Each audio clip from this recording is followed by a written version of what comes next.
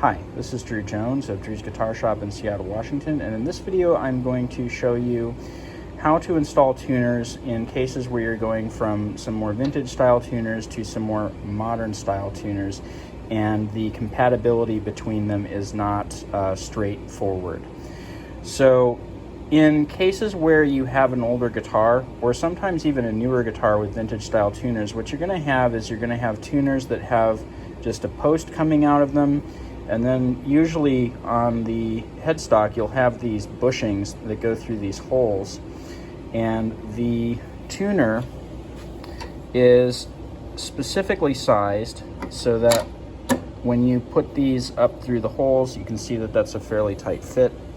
Don't necessarily super want to go through it. There we go. You can see how that post rides in that bushing there. Now, obviously, you know, when we look at a more modern style tuner, like one of these sealed Grovers here, this is a much different system that you see here with this bushing that actually screws into the tuner. You've got this washer on top. But mainly what folks that are trying to do this sort of upgrade are going to run into is the fact that this sleeve here, where that bushing fits into, is just a little bit too big to fit in the holes that are generally in the headstock to accommodate these vintage style bushings. And so what we're going to have to do is we're going to have to pull out the bushings that are in there, and then we're going to have to expand these holes without having any tear out on either side of the headstock. Spoilers, we do not use a drill bit for this, so stick around if this is something that you intend on doing yourself, because this is actually a pretty important key thing to cover. Anyway, so let's go ahead and cover the removal of these guys here. So we'll need to remove these bushings, and these bushings can be a little bit tricky to get out. It's really worth noting that generally speaking, these are a press fit thing. You know, you got these little knurls on the bottom, and those fit into that hole, and they sort of grip by friction. This is not something that you can take for granted. In a lot of cases, what I will see in situations where these have started falling out of the headstock, which is not that uncommon, you'll see people actually glue these in. And in that case, you're not dealing with something that's going to move very easily. The good news is that you're going to find out pretty quick whether or not that's the case, and you can do so non-destructively. So the first thing that I like to try is flipping the guitar over and kind of bracing the fretboard against the work surface that I have here. What I'm going to try doing first is generally to take a flat screwdriver and you see how I'm using two hands here to kind of guide this in. I'm not just whacking this down in there. What I'll do with that flat screwdriver is I'll kind of just gently push first over here, then over here, then over here, and then over here in kind of a star pattern. I'm going to try seeing if I can walk that out. I'm not putting a whole lot of pressure. It might look like I'm putting a lot of pressure, but this is kind of a controlled sort of push, not a not a huge shove. I'm using these two fingers here to basically apply all the pressure. I'm not using my arm. And the reason that I'm doing that is because I don't want to apply a ton of pressure with that screwdriver. If it doesn't come out this way, then I generally don't force it. It looks like we did make a little bit of progress. We can see a gap under here now. And so that does appear to be moving. That tells us a couple of things. One, it tells us that if we continue with the screwdriver, we can probably get this guy out. Number two, it tells us this isn't glued in. So if you see a little bit of progress like that made where you should have a little bit of progress, that means that you're not glued in. Now, if you don't see that kind of progress made, I definitely recommend bringing this to a shop and not doing it yourself, because getting these out when they're glued in is a lot trickier than what I'm going to be showing you here. This is another way that you can do this. I'm basically taking a dowel here that's big enough to fit through the hole, but it's not big enough to fit through the bushing. And I'm going to go ahead and place that there, and I'm going to go ahead and take my fretting hammer, and I'm just going to give that a short, sharp shock, as Pink Floyd would say.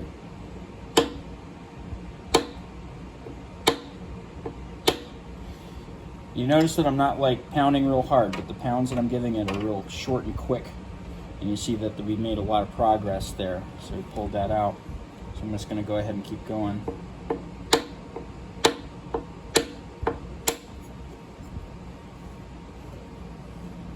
And you can see that we popped that out of there.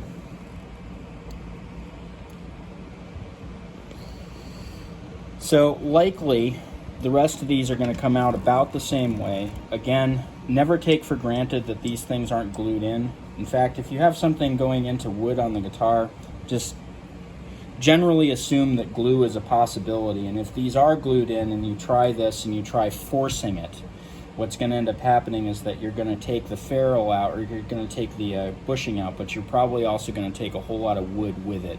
And unless you want to like damage the headstock of the guitar, because where it's going to tear out is right on the face, right where you're going to see it all the time, you definitely want to be mindful of the fact that if you have to force it, it may be glued in, it may be time to bring it to a shop. If you don't have to force it, if it starts making a little bit of progress with little tiny whacks, that's probably okay to go ahead and keep on trucking forward and remove them. The key point there to keep in mind is that if you give it little taps and you see progress, it's probably fine to proceed. If you give it little taps, strong enough taps that it'll back it out if it's just in there by friction, but not strong enough that you're going to rip out wood. If you give it little taps like that and you don't see that progress, don't force it, because you absolutely can take something like this and whack it hard enough that you will tear out a whole bunch of wood in the front of the headstock. So I'm going to go ahead and remove the rest of these, and then I'll show you what we do after that. So here we come to the part where we're actually going to go ahead and we're going to fit these tuners. We have all of the bushings out, all of the old bushings. So we just have some straight holes through the wood. I did want to go ahead and hold on to these bushings because I'm going to go ahead and save these with the original tuners. Now, old Yamaha tuners really are not the best. The best thing to do with these old Yamaha tuners, in my opinion, is to pull them off and replace them with something better, which is what we're doing here.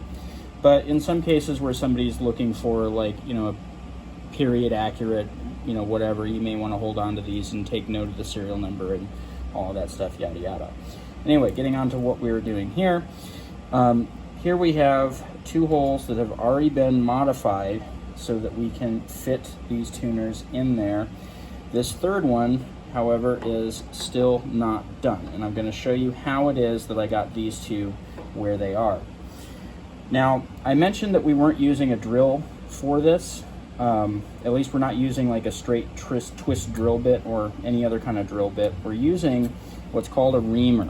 And the reason that we're using this is because this thing, as opposed to a drill bit which cuts from the front, this cuts from the sides, which means that when this goes through the hole, the pressure and everything coming from that is going to go to the outside edges of the hole and not to the front of the headstock. If you do try to use a drill bit for this, what's going to end up happening is that you're going to end up with tear out either on the front or on the back.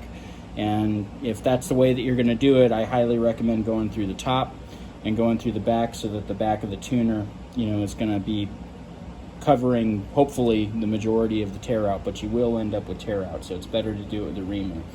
These reamers are available on eBay, on Amazon, pretty much wherever. You're going to find two common sizes of them related to guitar work. There's going to be this guy here, which is a little bit of a steeper cone, and then you're going to have this guy here, which is a little bit of a milder cone. And what I would recommend is picking up the one with the milder cone. Usually I use these reamers for fitting bridge pins, and they work very well for that. Particularly this one is you know, one of the more common pitches that you see. But what we're going to be doing in this case is we're going to be using it to widen out one of these holes. Now, you'll notice that this handle does come out. When I do this, I do chuck this up in my drill, and I use my drill to rotate this thing going through. And you can do the same thing, just be really mindful of the fact that when this thing goes through, the drill is going to want to fall towards the headstock and can damage the headstock. So if you haven't done as many of these as me, it may be worth doing them all by hand and just being content to get them done a little slower, which is what I'm going to show you here. So we're going to go ahead and we're going to plop this down in there, and we're going to start twisting. Make sure that the rest of the guitar is securely on a work surface so that you're not like making the thing fall over. It's really easy to get tunnel vision when you're staring at something like this and not keep track of like what the body of the instrument is doing. Continue to turn a little bit, and then we're going to go ahead and test the tuner and see whether the tuner fits in there or not. We've got a little bit of bite, but we're still got a long way to go. So we're going to go ahead and put that in there. So let's see where we are now. Almost got it there. You can see that little tiny bit of gap that we have. We just have a little bit further to go with this.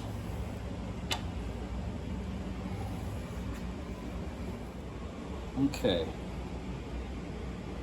Got it basically done there. So looks like when we tighten up the other side, it'll fit pretty nicely. The problem here is that the hole itself was drilled kind of crooked to begin with, and so when we're following it through, we're not quite going straight. That's also kind of a common thing to run into in these guitars. You can kind of compensate for it if you want. You can take the reamer and you can kind of pull it over this way a little bit and kind of try to straighten that hole out a little bit, which is what I'm going to go ahead and do here, because I do want that to rest real nicely against the top of the back of the headstock here. Yeah, and at that point we got it pretty flush. All right, so next we're going to go ahead and we're going to get these things drilled in. We're going to install them on this side, and then you'll essentially know how to do it because the other side is exactly the same procedure, just on the opposite side of the headstock.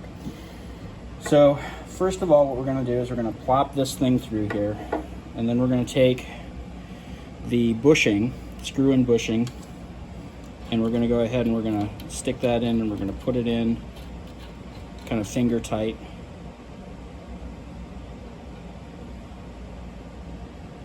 Just to where there's just a little bit of resistance coming up here and moving that around. We do want that little resistance to be present.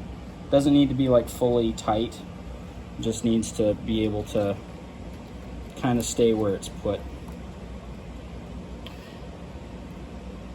And if you'd like, you can use a ratchet driver. Usually these nuts are going to be about 10 millimeters. So if you're looking for the right socket, that's usually going to be the one to go to. Not 100% of the time, but I'd say about 95% of the time. Okay. I'm actually going to go ahead and tighten these down just a little bit. Not fully tight, just again tight enough that we can kind of get them to stay put. So now once you have all these in here and you have those nuts on the other side, the bushings tightened down to the point where these kind of don't want to move around super easily, go ahead and take a ruler, something nice and straight, preferably something that's got some thickness to it, and you go ahead and you push this against the sides of the tuners, and you use this as a reference point to line them up. Oftentimes what you're going to find is that, like in this case, there's not going to be necessarily a perfect line. You can see that that one in the middle is kind of a little bit further down relative to where this is, but you can use that as a reference point to kind of get that lined up about even with the other tuners. And you can also use the little screw lobe down there as kind of also a secondary reference point. So then what I'm going to do is I'm going to take this guy here, and I'm going to go ahead and I'm going to put a little puncture right where that screw hole is. In this case here, conveniently, I've already got a screw hole there that lines up, and so we're not going to do anything with that one. What we are going to do is we're going to take this next one here.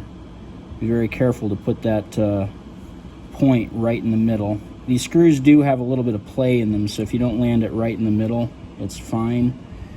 But the reason that I do it this way is because if you try to get this with a drill without having kind of a little guiding point where the drill bit can kind of ride, it's very easy for these to kind of go a little bit squirrely on you. So next what we're going to do is we're going to take a 1/16 inch drill bit,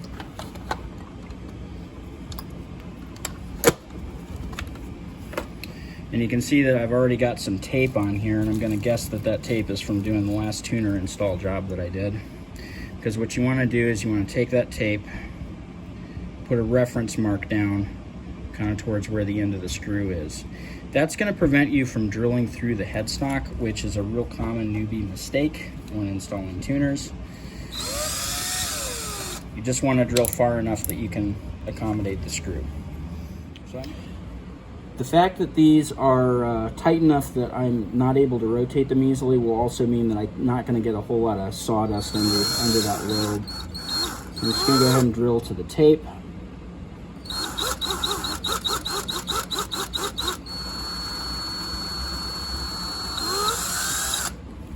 Pull that up. Get all that dust out of there. And then we're going to go ahead and we're going to take our screws and we're going to get our screws into place. So that screwdriver that we were using, these screwdrivers are generally in like sort of the impulse buy section at a lot of hardware stores, and for some reason I just find that they're really handy. They're about the right size for most of the screws I deal with guitars. And so what I'm going to do is I'm just going to go ahead and put that screw in there, and I'm going to start driving it in. You notice that I'm handling this screwdriver with two hands. I'm guiding it with these two fingers on the bottom, and I'm twisting with the top. That's because if you don't do that, it's very likely that the screwdriver will skip off the screw and go right into the headstock, and you don't want that. It's one of those accidents that can happen really quickly, but take a long time to rectify if it happens. This one here is the one that had the screw hole already lined up with it, so that's pretty convenient for us. And when I'm putting these screws in, these are not structural screws, keep in mind. These are just kind of registration to keep the tuners from like pivoting around. And so you really don't want these screws to like be something that you think of as the thing that's holding the tuner on, because that's not what's going on here. This is just a kind of a registration point. So when you put these in, don't bear down on that screwdriver, because these screws are very small and delicate, and it's very easy to just take the heads right off of these things if you twist hard enough.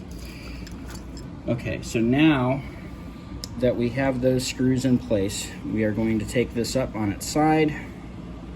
We're going to take our 10mm socket, and we're going to go ahead and we're going to tighten. We're going to tighten once, and see, now I've got it to the point where it's not moving very easily.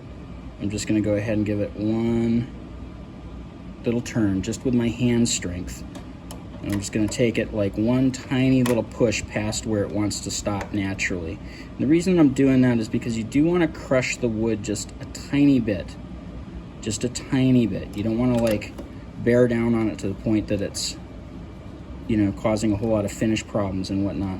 But you do want to crush the fibers just a little bit between that washer on top and the tuner in back, because that tension from that wood is going to be the thing that holds these tuners in place and makes it so they don't come loose. So go back and check, and there we go. So these tuners are now installed, and they will work much better than the original Yamaha tuners that were in there. And that's basically how you do this thing where you're trying to go from the smaller hole tuners to the bigger hole tuners. It's not that hard, does require some specialized tools, but it's completely approachable by most people if they're willing to go out and get a reamer.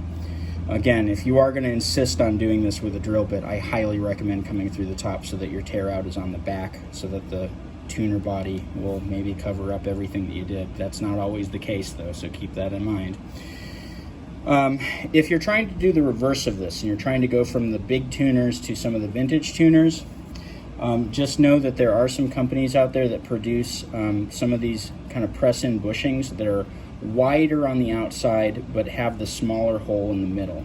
They look a little funny because there's more mass to them, so that it's not quite this thin line that this bushing creates, but it's got a bit more material to it. But you can use one of those to modify a headstock that has the bigger holes to accommodate the tuners that want the smaller holes. And you know, those are out there. Another way that you can do it is you can plug these holes with some dowels, you know, go through the whole process of getting those all nice and flush, and then just re-drill a hole that's smaller to accommodate these guys, and you can put them in that way. That's a lot more work, and it's less reversible than putting in the modified bushings, and so I don't know that necessarily that I'd recommend doing all of that. The modified bushings, you know, work really well, so that would be my first choice if I had to do that with a guitar, but it will work. Anyway, so that's that. And I've got a lot more videos like this on my channel that are informative. If you found this one informative, please link it around to friends, like, subscribe, hit the bell, all that good stuff. And if you liked it well enough to give me a tip, there's information on that in the description. Also, down in the description, you'll find a link to my Reverb page where I sell some instruments, including some old tuners that I've pulled off of guitars. In the description, you will also find a link to my website where I have my contact information, my pricing information, as well as a page that I wrote on caring for stringed instruments. If you go to the pricing info on my page and you click on any of the hyperlinks under fretwork, you'll find a big page that I wrote basically everything you could possibly want to know about fretwork and what that looks like for guitars or going fretless on basses and all of that kind of stuff. Anyway, this has been Drew Jones of Drew's Guitar Shop in Seattle, Washington. Thank you for watching.